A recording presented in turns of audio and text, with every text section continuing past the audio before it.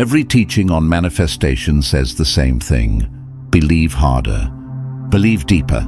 Push doubt aside with sheer mental force. But there's a truth almost no one sees. The people who manifest effortlessly aren't the strongest believers. They're the ones who stop trying to believe at all. They drop the mental noise about how reality should look, who they should be, or what the universe owes them. Manifestation doesn't demand stronger belief. It demands the quiet undoing of the story that blocks your natural frequency when you're not gripping control. If belief alone were the key, miracles would be everywhere. Millions desperately believe in better lives. They visualize, affirm, pray, and stay stuck. Not from lack of faith, but because belief lives in the mind, while manifestation unfolds in the field. The quantum realm doesn't scan your affirmations or mental optimism. It reads the vibration beneath your thoughts, the emotional residue of past wounds, buried memories, and sensory imprints your body has carried for years. You don't manifest what you think you believe. You manifest the frequency you haven't yet released. Here's the paradox. The mind keeps piling on new beliefs, thinking more, transformation. But in the quantum field, addition often creates interference. You declare abundance, yet your nervous system still echoes scarcity. You call in love, but your emotional body vibrates with old betrayal. You seek expansion, but your identity was forged in contraction. No amount of mental conviction overrides what the body still remembers. True forgetting isn't losing knowledge, it's silencing the internal static. It's dissolving emotional imprints that distort your present. Most think they're struggling to believe in a new future. In truth, they're weighed down by undigested past. The mind reaches forward, but the body keeps glancing back. That friction scrambles your signal, and the field mirrors it exactly. Quantum physics mirrors this. A particle in a probability cloud stays fuzzy amid noise and past states, but in a clear, ordered field, it collapses with precision, not because it believed, but because interference vanished. Your reality works the same. Timeline collapse depends less on belief and more on what you're willing to let go. The field responds to coherence, and coherence blooms when internal clutter fades. Mystics knew this. Their power wasn't in affirming desires but in emptying themselves. They didn't convince the universe. They dissolved what didn't align. Their strength came from stillness, not effort. Spaciousness, not certainty. The universe doesn't answer the loudest thought. It mirrors the clearest energy. You felt this. When you stopped obsessing, an opportunity appeared. When anxiety dropped, clarity rushed in. Those weren't flukes. They were moments. Your system quieted enough for the field to respond. In that stillness, your old identity loosened, and the future slipped through. Forgetting here means releasing the version of you that no longer fits. Letting emotional charges dissolve until your body stops. Broadcasting outdated timelines. Dropping stories so deeply memorized you mistake them for truth. Belief tries to build new structures on cracked foundations. Forgetting clears the ground so a new one can rise naturally. That's why manifestation feels easy for some. Not because they're special, but because they carry less interference. Their past isn't loud. Their emotional memory doesn't drown out the signal. They meet the present without fear, tension, or expectation. Their power lies in absence, the absence of inner contradiction. If you've been straining to believe your way into a new life, you're not failing, you're using the wrong door. The universe doesn't need your belief. It needs your clarity. And clarity isn't built by strengthening the mind. It's born when you soften the noise between you and your true frequency. This is where real manifestation begins. Not with force, but with release. Not with faith, but with forgetting. The gentle unlearning of the self that keeps speaking over who you're becoming, because the field doesn't move by effort. It moves by the emotional baseline you carry unconsciously, and nothing sets that baseline like memory, not the stories you recall, but the ones stored in your muscles, breath, pulse, and reflexes. The past lives deeper in your body than your mind, and your body broadcasts it faithfully into the quantum field.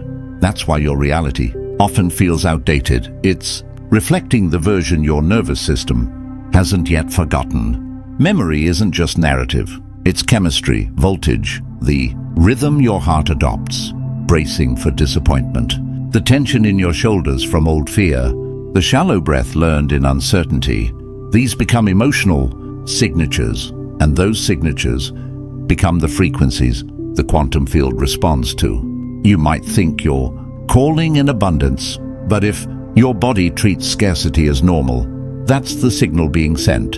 You might set clear intentions for love, but if your nervous system was shaped in instability, the field picks up instability as your default frequency. The universe isn't ignoring your desires. It simply responds faster to the signals you repeat most unconsciously. It's easy to mistake belief for alignment.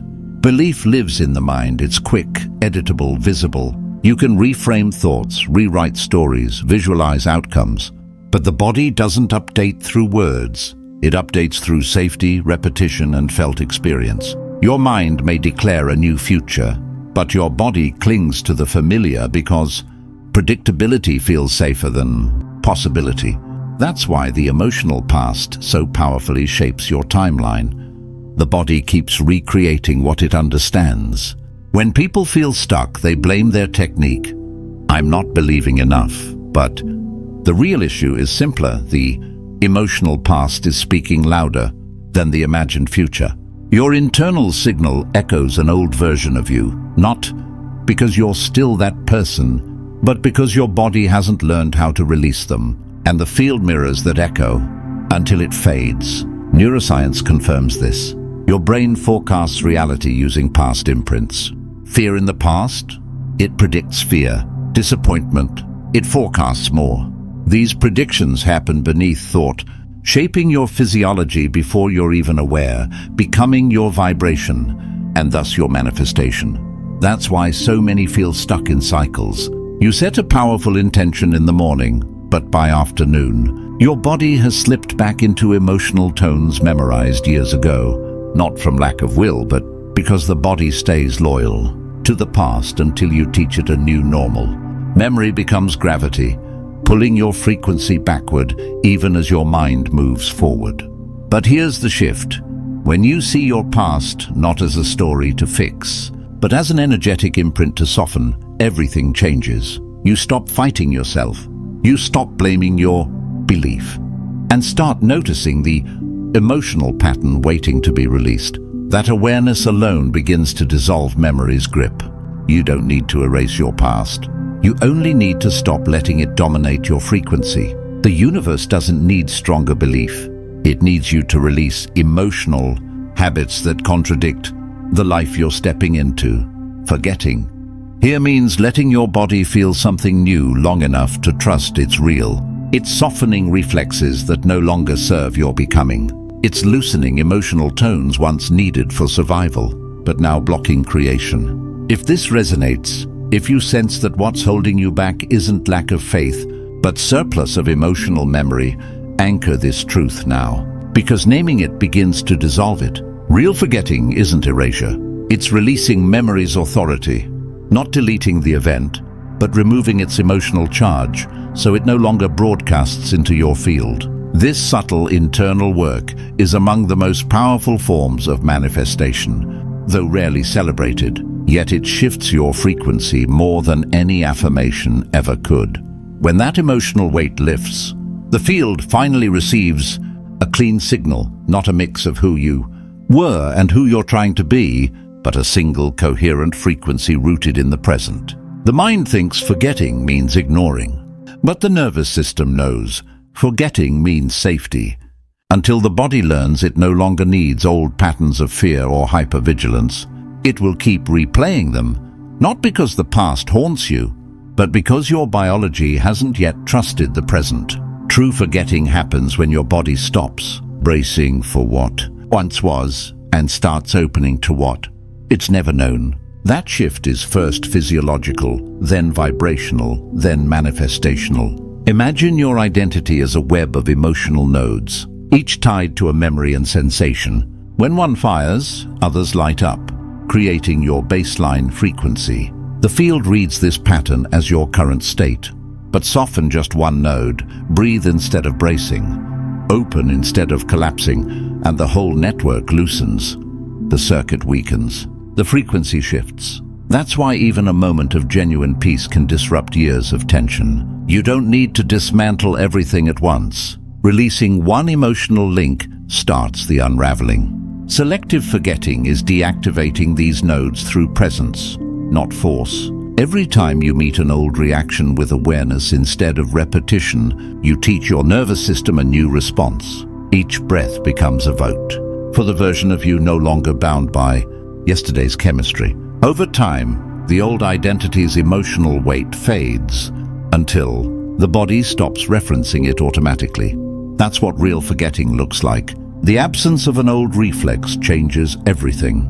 The field responds to that absence differently than it ever could to belief. Belief tries to layer on a new story. Forgetting clears the static.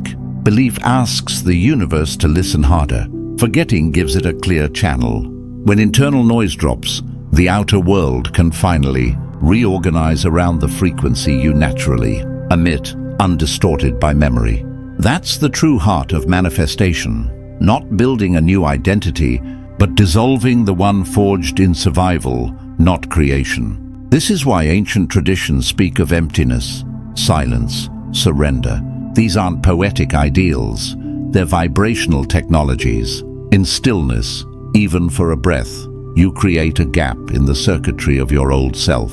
And in that gap, the future slips through. Possibility needs space. New timelines need room. The universe can't fill what's already clogged with emotional residue. Selective forgetting makes that space. By gently releasing patterns your body thinks it still needs. Think of moments clarity came unexpectedly, showering, walking, sitting quietly. Not coincidence. Those were flashes of forgetting. The mind stopped rehearsing the past. The body stopped bracing for threat. And your frequency opened just enough for insight to enter. Stretch those moments and transformation becomes effortless. But this forgetting isn't just emotional, it's neurological. Synapses strengthen through repetition and weaken through disuse. Stop feeding an old story and its neural pathways fade. Stop reacting to the same trigger and the brain stops fueling that loop. Return attention to the present and your neural map rewires. Your biology literally forgets the version of you that no longer serves. And when the brain forgets, the field responds instantly because the observer has changed. You don't need rituals or willpower, just awareness. Each time you catch yourself replaying an old script and choose a softer response, you crack the timeline of the past. That fracture is where your new frequency is born. Forgetting isn't passive. It's the quietest act of self-creation. That's when the field begins, mirroring your new self, not because you convinced it, but because you stopped contradicting it. With less noise, your energy becomes spacious enough for alignment to take root. The future doesn't crash in with fanfare. It flows in gently, through the space you cleared by releasing what no longer belongs. Selective forgetting is freedom, the undoing of emotional scaffolding that tied you to outdated timelines. Once it falls away, the universe doesn't hesitate. It fills the openness with the frequency you're finally ready to hold. At some point, something shifts inside. You stop trying to become and start feeling like you're remembering something ancient, always yours, buried under noise. You stop forcing change and begin making space. Instead of adding beliefs or techniques, you let things fall away. And in that clearing, you realize manifestation isn't about building a new self. It's about dropping the one that blocked your signal. The quantum field is exquisitely sensitive to emptiness, not lack, but openness. A state uncluttered by old conclusions, tensions, or stories. Even briefly, that space lets life reorganize with effortless grace. It's as if the universe was waiting for the static to quiet so it could deliver what was always aligned with you. Creation flows into emptiness like water into a hollow. It doesn't ask permission, it only needs room. Don't mistake this emptiness for numbness or indifference. True emptiness is alive. Its neutrality so deep the body stops expecting yesterday's wounds. You're not shutting down, you're freeing yourself. No longer viewing the world through the lens of who you were, you stand in the present with Clarity so pure the field can finally reflect who you are. Neutrality isn't absence of feeling, it's absence of distortion, and distortion was always the barrier. When past emotional signatures dissolve, your timeline stops looping. You stop collapsing realities meant for old versions of you. No more reflexive fear, scarcity, or self-protection. The nervous system unclenches. The heart beats without old stories. Breath deepens. Awareness sharpens. A calm, grounded intelligence rises from within. This is the identity that manifests through absence, emerging only when the noise ends. It doesn't need belief. Belief fades when nothing inside contradicts your truth. When doubt dissolves through forgetting, so does the need to convince yourself. You simply are. And the field mirrors your being far more accurately than your hopes ever could. That's why the most powerful manifestors don't rely on faith. They live in alignment, chemical, emotional, vibrational, embodied. As this identity stabilizes, you stop chasing outcomes. You feel full from within. The future no longer feels distant. It feels intimate, already brushing against your field. You don't pull it in, your clear signal draws it effortlessly. The quieter you become inside, the stronger that pull grows. The universe listens closely when your inner world is still enough to hear its reply. And once you've tasted this, even for a moment, you'll never mistake manifestation for mental effort again. You'll know deep in your bones that the universe isn't waiting for proof of belief. It's waiting for you to stop rehearsing the selves shaped by fear, survival, or expectation. When those layers fall, you become an empty channel, ready for reality to express something entirely new. Not an echo of the past, but a pure signal of the future. This is creation in its purest form. If you feel a softening, now a quiet yes, it's because you're already stepping into this space. Your field is recalibrating. Old signatures are loosening. You're beginning to manifest not through effort, but through absence. And from here the path shifts. Less about adding, more about allowing. Less about controlling, more about receiving. Less about believing, and more about forgetting everything that once distorted your signal.